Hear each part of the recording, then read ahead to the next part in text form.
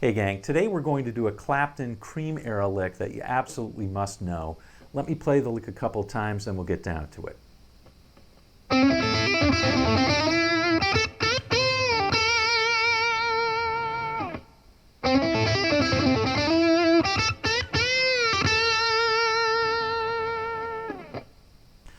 All right, we'll get to the lick in just a second, but before we do, there's a couple of things I want to get off my chest and rant about just a little bit. I'll keep it brief. Number one is, I'm bowing to fashion and using a Strat. I get so many comments like, if you're playing Clapton, you got to use a Strat. The cream era Clapton was not done on a Strat. It was done on an SG, a Les Paul, maybe even a 335. But I am bowing to fashion today. I'm using a Strat.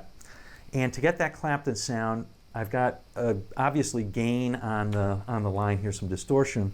I'm using the bridge pickup and I'm rolling off the tone knob to make it a little bit thicker sound. So that's how I'm doing that. Okay, the second thing, I get a lot of comments on Clapton really wasn't that good. And actually a lot where Clapton sucks or whatever. Come on, Clapton didn't suck. He was only the most important guitar player for like 2 years, not for 20. Come on. He was an extremely influential player, way up there. Influenced all sorts of players from Eddie Van Halen to modern day guys like John Mayer. He's important. Let's learn one of his licks. Rant off. Okay, as we go through the notes of this one, there's a couple of things that are characteristic of Clapton that you're probably going to want to work on in practicing this lick. The first is triplets. So there's a couple of times that triplets are played in this lick, and that's very characteristic of Clapton in that time period, as well as Jimmy Page. So Jimmy Page used it a lot in Zeppelin as well. So killing two birds with one stone on that. That's something you'll want to work on in this lick. The second is vibrato. Now Clapton had such great vibrato, and it was kind of a fast vibrato, but it wasn't manic. It wasn't like a Tom Scholz vibrato or something like that. So you'll want to practice that and find the fingers that work best for you. Some people find the second finger works best, other people use the third finger. Whatever works best for you, practice that. That's an important thing. And the third thing is a 1.5 step bend.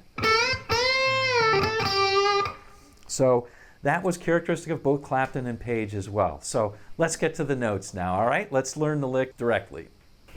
So this is an A blues lick, but you could play it in any key as it's completely movable. Let me play it slowly and then we'll break it down just a bit.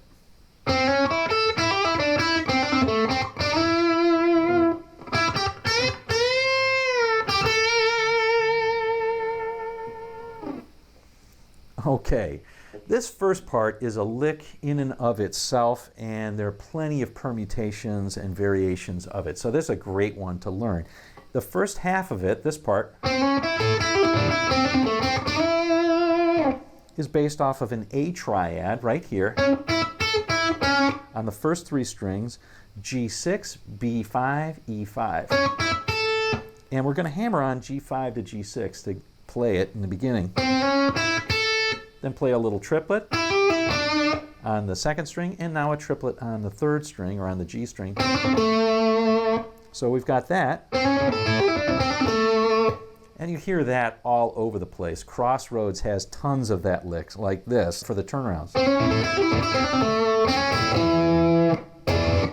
So that happens a lot. Anyway, that's the first part of our lick. You want to get some nice, clean vibrato out of that. Nice, consistent. Okay? And then the last part is this.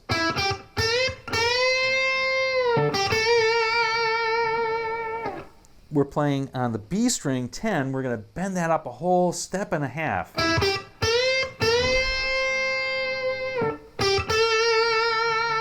And give some nice vibrato on the 10th on B10, which happens to be an A, right? The root of the chord that we're playing over. A blues. So that's the lick. It's not too complicated harmonically at all, but do take your time to get that articulation right. Those triplets, hard to get up to speed and get that right articulation. And then, of course, the vibrato, you know, that Clapton vibrato, hard to get down. So take your time with it. That's it for this one. We'll see you on down the road.